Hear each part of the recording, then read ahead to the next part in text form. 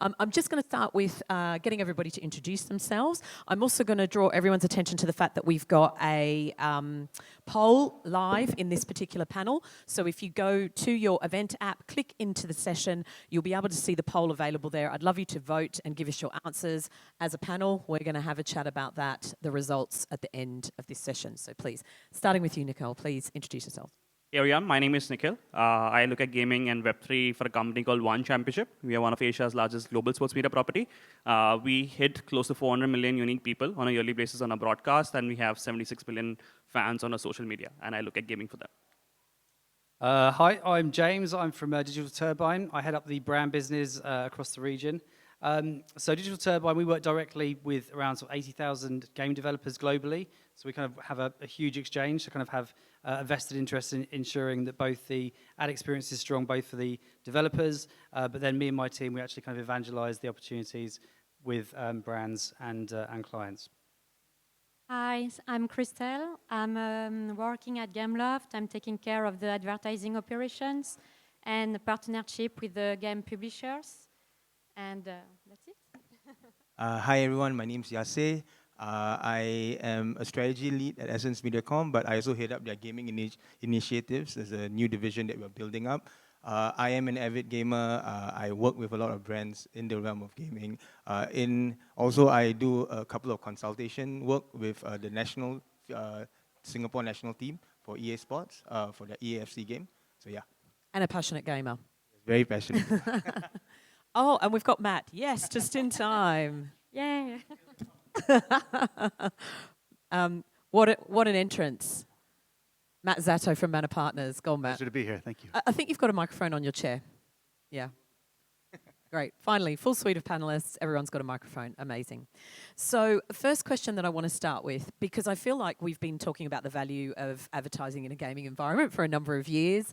It's a familiar topic, obviously, to everybody on the panel, but, you know, it has been talked about as the sort of year of, the renewed year of the mobile. So it's as though we need to keep repeating the message. I want everyone's perspective on the value of in-game advertising for brands. What's your opinion on this? Nikhil, I'm going to start with you. Sure. So I think, like advertising in games, right? So if you really weave in, how do you want to advertise a brand within the game design, the game is being produced, and even once the game is launched, right? You can drive a lot more meaningful engagement, because of the way the ads are actually shown. It's shown in a very non-intrusive, it's shown in a very, I would say, cognizant way about how a brand wants to actually communicate. As compared to when you look at programmatic advertising, right? You don't know what platform is going to be seen on, what the consumer is going to look at above and below it. So I think it's a lot more contextual, and that is what I would say would drive a lot more meaningful engagement and conversion for the brands. Christelle, I know you and I talked about this at length when we were getting ready for this panel. What would you add to that in terms of the value that you want to try to promote to brands? Yeah, so definitely agree with the precedent point. What I would say as well, I will bounce back from the previous session. They were talking about brand safety. I used to start working in advertising for a newspaper. You have your brand advertised next to a political message. You cannot control it. In games. You know exactly where you're going to be. You know the content of the game. So it's pretty safe for brands.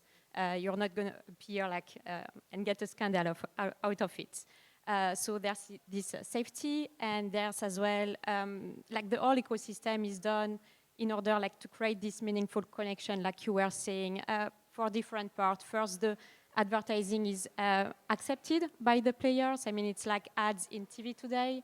It's completely accepted. The second thing as well is the attention that you will be getting. Meaning, for example, if you are talking to somebody, they're on their phone. If they're telling you oh no, can't talk to you, I'm on social media, you'll be that's weird. But if they're telling you, cannot talk to you, I'm playing a game, everybody will understand. Because the attention when you're playing a game is 100%. So the player here is really I would say 100% in it, and is living a happy moment. Is in a positive state of mind. So all the ingredients, I would say, are here for him to really connect with the brand, and of course to generate great KPI for the brand at the end of the day. there's a lot that I want to dig into there, but James, just question over to you as we're, sharing everyone's opinions on this. Are you finding that brands' understanding of the value of gaming advertising is getting more sophisticated with time? Yes, good question. I think in general, I'd say yes, but right now, as we all know, that in terms of time spent versus ad spend, there's a huge gap. I completely agree with your comments as to the value of why in-game advertising. In terms of actually, but I think what we are now seeing is that there is a shift. I think within the region, there's kind of a, everyone wants media first as long as someone has been there to prove it. But I think slowly we are seeing more brands now moving into the space, and that is being driven by, greater metrics. So I think, we've always been able to kind of, particularly even from a video standpoint, been able to show that, video within gaming sort of stands up against YouTube. It stands up against, other kind of channels, if not more favorably. I think now as we move into the attention space, I think completely echoes your point around, that people are completely absorbed when they're gaming, which is pretty unique outside of, let's say, cinema. As the attention economy takes off and attention metrics become more important, I think, as more brands lean into that, they'll naturally lean into the environments that we offer and the formats that we offer within gaming. Yeah, that's super interesting because we've already talked a little bit about attention this morning in some other discussions. So it's really interesting to reflect on that in the context of gaming.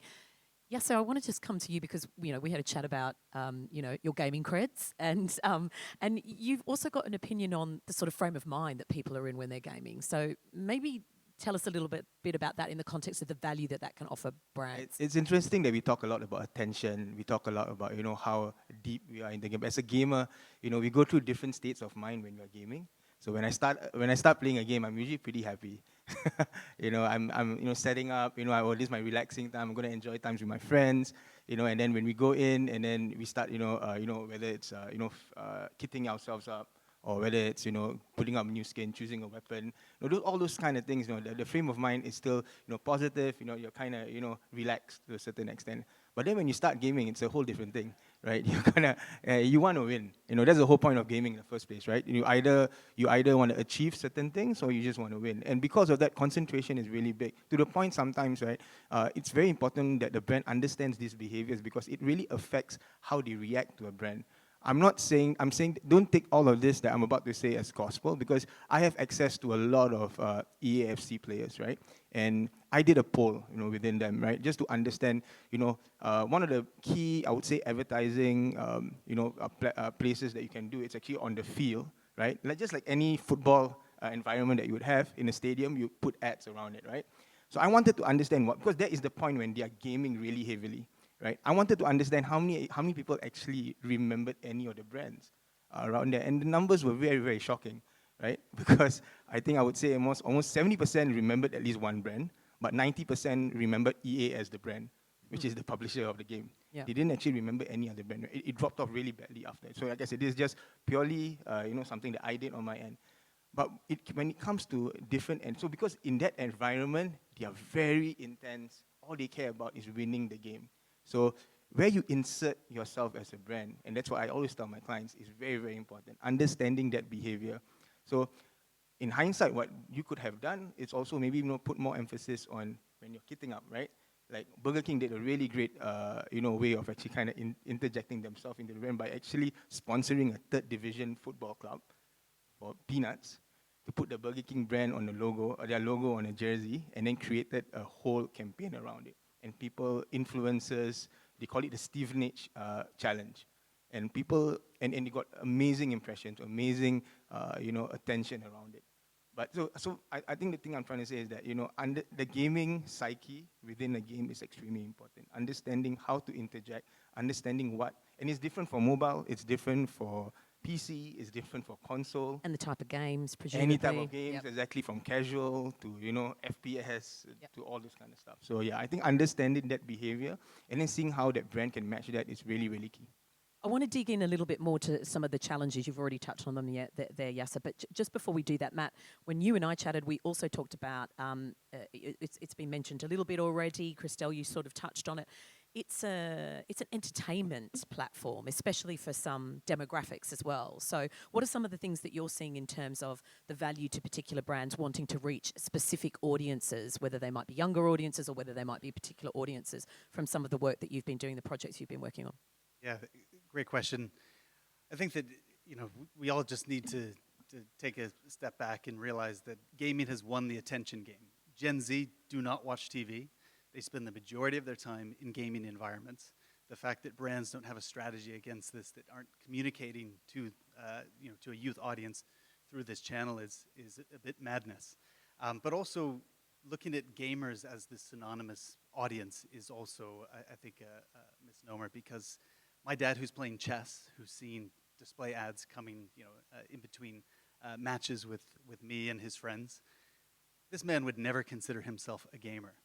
But yet we have this huge audience of baby boomers and Gen Xers who are playing casual games that we can reach. It's really more of an audience play. Now, when we're talking about Stevenage FC and Burger King sponsorship and this big, viral campaign of putting Messi and Cristiano Ronaldo and Neymar all on this third division English team, that is targeting a very specific set of gamers who are also football fans. Important to know that gamers, just lumping them all together is incorrect. It is not the right strategy. Knowing that this is a whole ecosystem of different, games of different genres that bring different audiences, I think is super important. So depending on what the brand challenge is, we can't just be buying ads in casual games. If we want to tap into fandom, we need to be looking at esports. We need to be looking at licensing the IP of a popular AAA game. So this ecosystem is vast. I think the in-game advertising portion solves a specific challenge, but understanding that there are many different ways to play is super important. So what do we do to sort of counter some of the limiting factors that maybe some brands have got in their minds when they're thinking about advertising in a gaming environment? There are some brands out there that probably do sort of in a theoretical sense understand the value of it, but there's still some blockers and some barriers. I mean, it could be internal, for example. It could be about convincing, budget holders to shift spend from other areas or other channels. But what are some of those challenges that you guys have come across and how are you tackling with them? James, I don't know if you've got something to add on that one. Yeah, I think what we hear quite consistently, and it probably echoes or touches upon these points, is that yes, to have a kind of like a fully fledged gaming strategy is pretty difficult, right? You've got to kind of look at your brand, look at what you want to do, who you want to reach, and what you want to achieve. And if that's looking at the entire gaming ecosystem, that's quite a big piece of work. And let's face it, not every agency has a kind of like a Yasser capacity. There. Yeah, exactly. Yeah. So I think I think also that when you're breaking down those kind of subsets of gaming, I think probably the area of gaming that we address is probably more the kind of the mass. So it's the critical reach. It is more the casual gaming, unashamedly, but probably easier to access. So probably to this answers your question, but one of the kind of the pain points I think that we see is that a lot of brands are kind of holding off investing in gaming because they feel that they need a fully fledged gaming strategy, whereas actually the barrier to entry is far easier, far simpler than they might think if they want to achieve a kind of full 360. And also to the points mentioned earlier, Matt's dad, but many others. It's kind of it's a vast, diverse audience. It's probably kind of the last frontier in terms of that kind of mass critical size that's not being tapped into.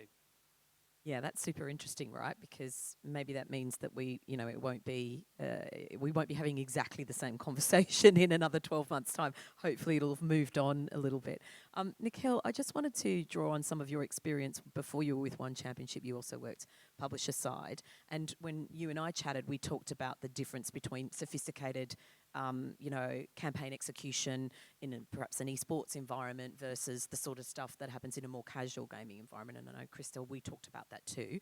Give me your impressions on that. How do you, from a brand point of view, how do you make suggestions and put reasonable propositions forward to brands depending on, what space they occupy and what their budgets are like and who they're trying to reach? Sure. So I think there's a lot of, I would say, heavy lifting that goes into one about education about gaming, about what it can actually bring to the audiences, and two, it's a lot about, understanding the brand vision and understanding on how your gaming portfolio or the titles that you have can work together, right? You really have to, like what I mentioned earlier, you really have to weave it into game design, understand who the audiences are.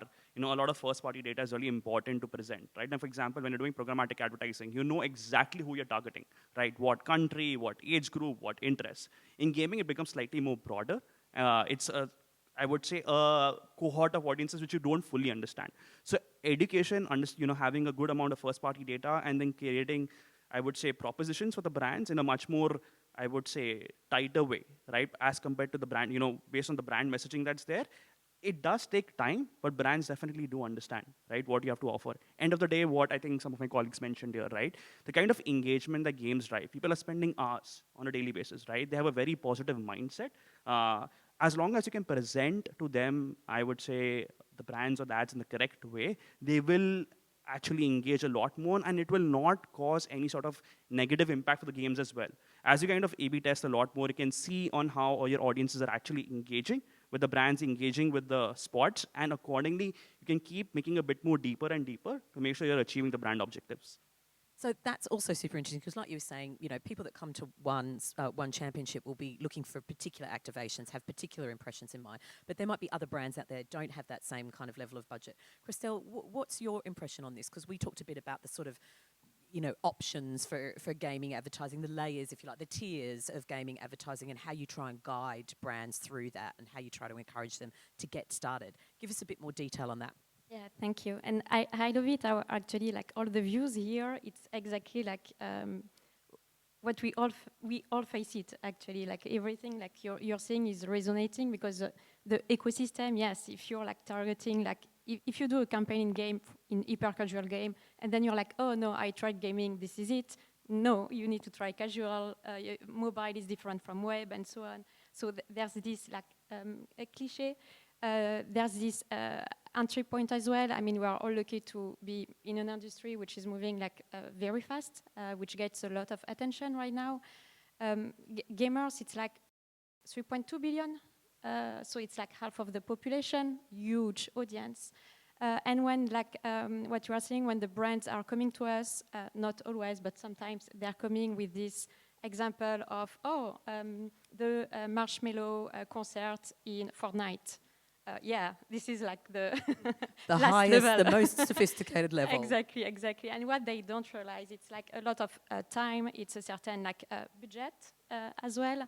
And it's a certain lead time as well. It's not something that you will put off in like 2 weeks. So what we are starting to tell them as well, especially if they are novice and new to advertising in a gaming environment, is just to try maybe media campaigns first, see how it goes in different gaming ecosystem, not only in ours, but try how this goes, try how to see like the KPI are, try to understand as well what a game is and how your brand will be like advertising in it. So we are trying just to start like small in order not to make them like, oh, we tried gaming too difficult. And it didn't work. So little by little, and then we are trying to get this like stronger partnership where we can be like, okay, now we can go to the next phase and try to do something a bit more like PR visible and so on. Yeah. And so I'm guessing sort of Yasser and Matt, you probably work with a lot of brands trying to develop a bit more of a coherent strategy. Give me your impression of, you know, where brands are at. Like James says, do you just sort of, you know, do you sort of have a conversation with brands and say, well, look, you know, if you don't have a really sophisticated gaming strategy, we can just get started with some activations and here's where you go? Or do you try and get them to be, you know, to put much more effort into it from a strategic point of view right from the get-go? How do you approach it? I think there's no one-size-fits-all strategy for everyone, right? I think every brand is different in their gaming journey, right? It's also different in their, you know, understanding of the audience, understanding of the industry, and understanding of the publishers and what they can do. I think what I try to do is firstly try to understand where they are, you know, and then try to level them up as best as I possibly can, right? Some, you know, levels up are just, you know, smaller, but some, you know, if we can go for the big ones, we'll go. Budget also play a big part. But for me, what's very important is understanding gaming behaviors is very, very key for me, right? And then matching those behaviors to actual, you know, whether it's placements, whether it's strategy that works. sometimes certain, like probably what Matt said, sometimes very, it's an easy fit, something that we can do, like what James said, just kind of fit in, we found a nice audience, and then it plays out really, really well. Some needs a little bit more work. If let's say there's a lot of brand building that needs to be done, you need to kind of build engagement, you need to build slightly more than just awareness in itself, then that needs a more bigger strategy, and that probably needs a little bit more of, someone like me time to kind of help them. So for me, there's no one-size-fits-all strategy. I just feel that overall, I think there is a lot more hunger. I think every brand wants to go after Gen Zers, even though I'm not a Gen Z and I'm a gamer, but they kind of make me feel young, I guess. But every brand wants to go there. And if you're looking at pure Gen Z, pure play Gen Z, I think like what Matt said, gaming has taken over TV, and they spend more time. They spend more time watching games than actually playing games. Well, sometimes. yeah, I mean, which many is years ago that was exactly. really eye-opening to me. Is watching exactly. watching kids watch other kids play games.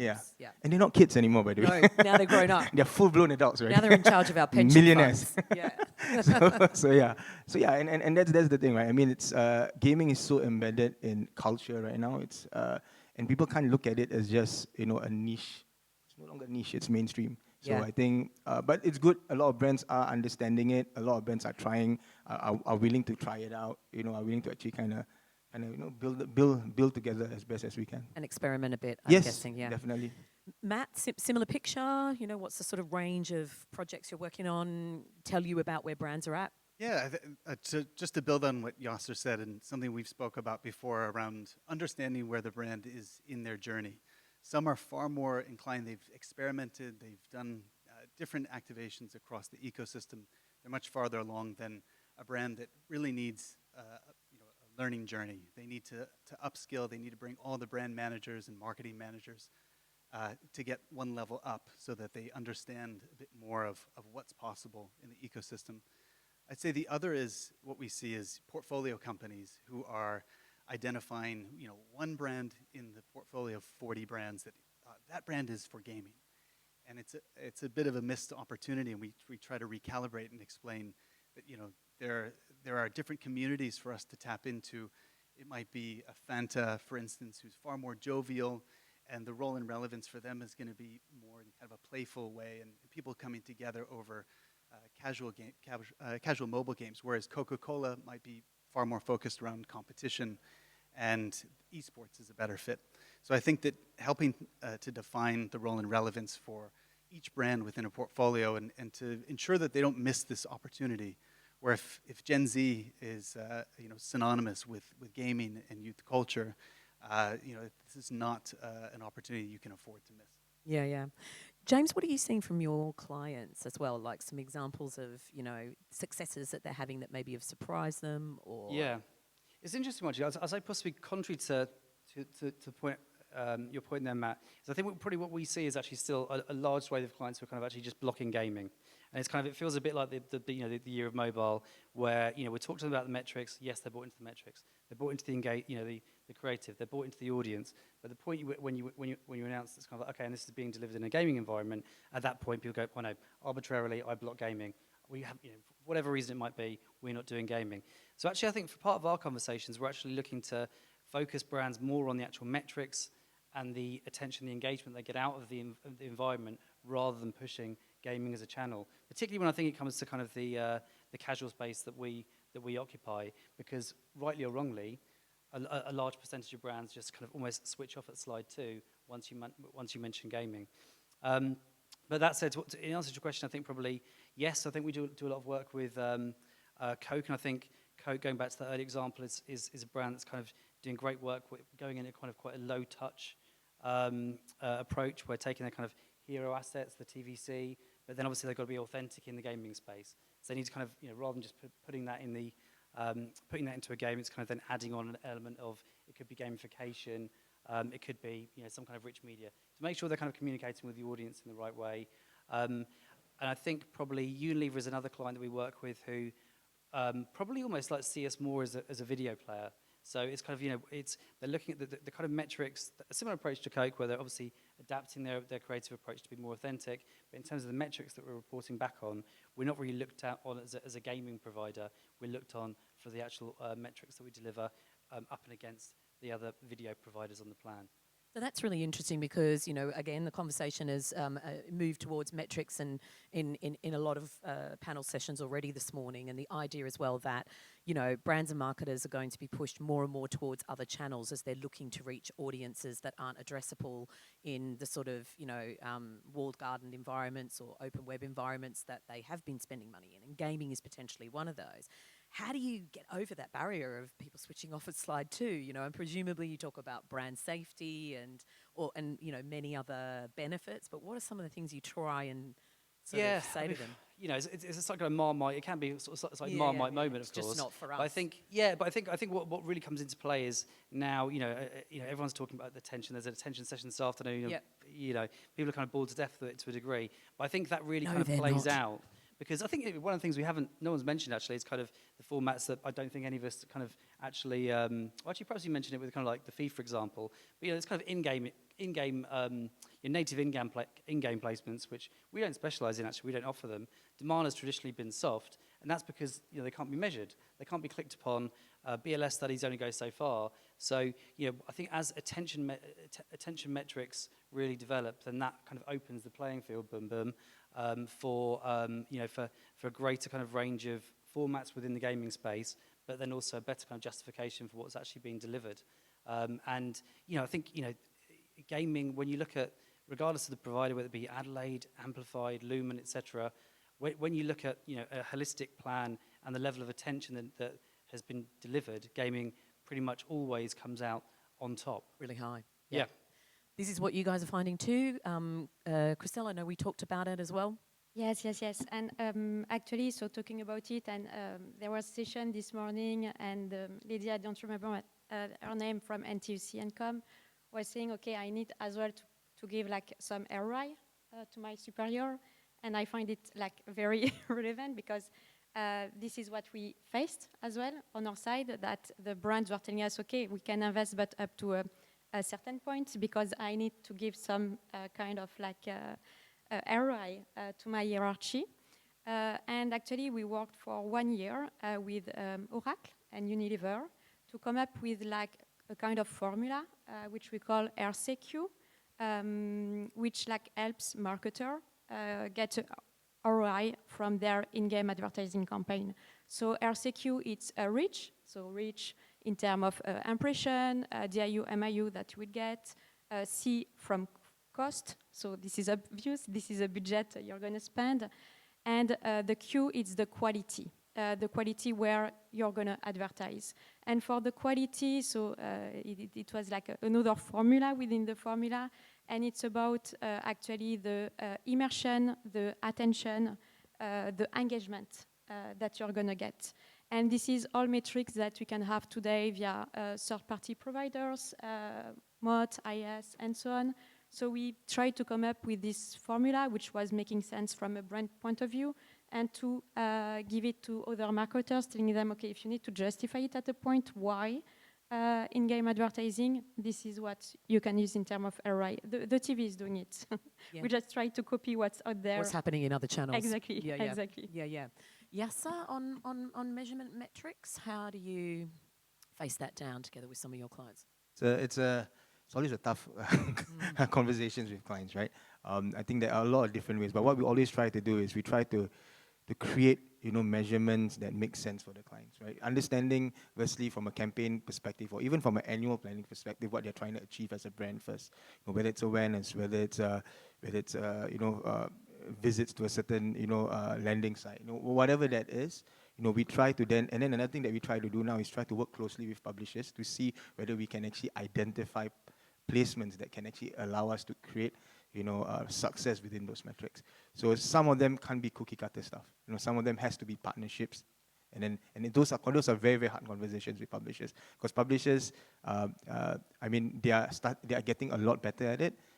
Creating more more, I would say, placements that that allow us to really kind of customize the experience that we kind of need. So you're going to see a lot more in-game experiences that are very customized to a specific brand. That is happening a lot more than usual. So I think stuff like that allows us to create, better, better successes, better metrics. And like I said, but it's still a ways to go. I think there's still a lot of work to be done, both from people like me, from the media agencies, to the publishers, to the clients. And I think that's a conversation that's always ongoing. Nikhil, from your point of view, your experience from publisher prior to One Championship, what are the measurement conversations that you get drawn into, and also at One? So at a broader level, I think all of us are saying the same thing. For us, we look at awareness, consideration, and conversion. These are some of the conversations that we are having with brands. And obviously, the way that we actually look at the KPI on each of this really varies on how the placement is, right? Some of it isn't very clear to say, oh, this is the reach that you have, or like reach is a bit more clear, but this is the kind of engagement that you drove, right? But things like conversion are a bit more easier to attribute that's there. So it depends on what those placements are in each product, and also what a brand is looking for. Sometimes a brand isn't looking for conversion. Sometimes they're just looking for awareness, and you might use other products or other mediums to actually derive conversion. So based on what the brand is looking for, but traditionally what we look at is awareness, consideration, and conversion. And as we are developing those products, it's something that we're keeping in mind in terms of game design of how you drive each one that's there. And are we seeing then some sort of innovations around formats? You mentioned it earlier on, James. There's formats that you can use for specific metrics. Do you think do you think we're going to start to see more interesting formats coming down the line? It's a question for everybody. And is that being driven by brands' desires to prove ROI, or is it also just being driven by, the adoption of gaming more broadly? Yeah, I think so. I think yes. So I think probably go back to the previous question. Actually, I think what we've whilst I think attention metrics will help and accelerate the spend that's kind of being diverted into gaming. I think one of the key things is looking at kind of actually what gaming already delivers, and not kind of like shying away from that. So from like I said, from a video perspective, I think when you compare gaming versus other video channels, it stacks up, pound for pound. Add in attention, and then you're kind of talking about a different level. But yeah, I think if you, to then sort of speak, I guess, in the environments in which we kind of occupy, which is more in the more towards a kind of casual gaming, but it's still kind of played for 10, 15 minutes to up to an hour a day. I think probably to kind of like maximize that opportunity. Yes, you've got like the hero asset, which could be TVC, but it's not then a huge leap to then add in rich media or bring in things like DCO, so that you've got some kind of live data feeding into the ad to make it more kind of contextually relevant. Some of the I guess going back to the kind of gamified units that we're talking about with Coke, not really not super hard to achieve. But definitely kind of make that communication more authentic and relevant to the gaming audience. Yeah, and go on, Christelle. Yeah. So just to add, so where we are not going. So the question is where we are going, but where we are not going. So we were talking with a different mobile gaming publisher. So again, mobile, casual. And actually where we realize like where we all want not to go, it's the interstitial placement, basically. So rewarded placement for everybody, for the player, for the publisher, for even for the brand, because it's better KPI. It's where we all want to go. And if one day we can monetize with using only this rewarded placement, I think this will be the ideal world for everybody, because interstitial placement is where, for example, so you're not going to be interrupted in your gameplay at all, but it means you're finishing a race, for instance, and then you have this interstitial popping up. It's still there. It's okay, it's accepted, but it's still there. Whether the rewarded placement is really like, it's initiated by the user. So you want like to change your car and you don't want to pay with an in-app purchase. So you're going to be like, okay, let's watch a video. So I'm going to get like in-game currency and I'm going to be able to upgrade my car to the color I want. And basically this is like even more accepted on that. So where we're going, it's where like we don't want to go and to stay. Which is sometimes really good measurement. Go on. Yeah, so I think just to add to that, right, just having incentivized ad placements, in fact, improves retention, right? If it's weaved currently into game design, it actually helps the game KPIs. It's like kind of like creating a win-win scenario that's there if you do it correctly. I was going to say pretty much the same thing. So I think, yeah, when you talk about kind of rewarded ad placements. The idea is that they're user initiated, can be skipped if they want, but if users choose to interact, then they get something that's of immediate value that they can use within the game. Then, so I can't think of an ad experience which is kind of comparable, where there's an immediate kind of trade-off, an immediate value exchange between a brand and a user. So I think that's hugely valuable. And I guess the important piece is looking at other channels is the importance of having it's an opted-in experience. And it's not forced. So yeah, 100%. You can't kind of interrupt someone's gameplay and sort of like push an ad that's, let's say, non-skippable, or comes at a bad point to in the game. It needs to kind of a logical point, so the end of a level, an intermission, etc. Plus also the option to just kind of get away from that advertising and skip if it's not relevant. Which is a really unique experience from a user's point of view, from a consumer's point of view, actually. Yeah, we all use the traditional channels, and it's harder to, some of them are skippable, some of them you have to sit through. Well, exactly. But I mean, interesting when you look at, the attention metrics kind of, I know this, it's kind of, but typically what we find with attention is that once someone has opted in, we have high levels of attention, and depending on who you're working with, we kind of do some work with Amplified, it's kind of it's actually active levels of attention. So it's not just the ad's played and the person's there. Someone sat through they're actively paying attention. When we compare that to social, what typically happens is that there might be attention but it's passive attention for the first 6 seconds. As soon as you press that skip, as soon as that skip button comes, just falls off a cliff. Yeah. Matt and Yasser, just a question for you on sort of, the start of that point, which was, are we seeing some innovation across formats? What do we, what is your opinion about how that's unfolding and what the responsiveness is from a brand point of view? Starting with you, Matt. Yeah, I would say that what we see today and formats that exist currently for brands to get involved in games is it's good. Rewarded video by far the best format, I'd say, available for casual games, and we see performance really just beating out the usual players on a plan. But I think what we'll see in the future, and to your point, Christelle, about the brand wants to do this big activation in Fortnite like Travis Scott or Marshmello. Now you have to set the expectations and set them straight of, okay, you want to do this, the budget is here, and it's going to take 9 months, and the publisher doesn't need you. They monetize directly with players. You need to be additive to the experience, both for publisher and for player. Now, that's what brands want. What is available to them today is the high scale, placing ads in games. There's going to be a convergence in the future that will allow brands to get into this space at the speed and scale of placing ads in games, but also be completely opt-in and additive to the experience. Side quests, side leaderboard in esports competitions, in-game skins that brands can essentially sponsor the whole game, and that can be directed and personalized for a particular cohort of players.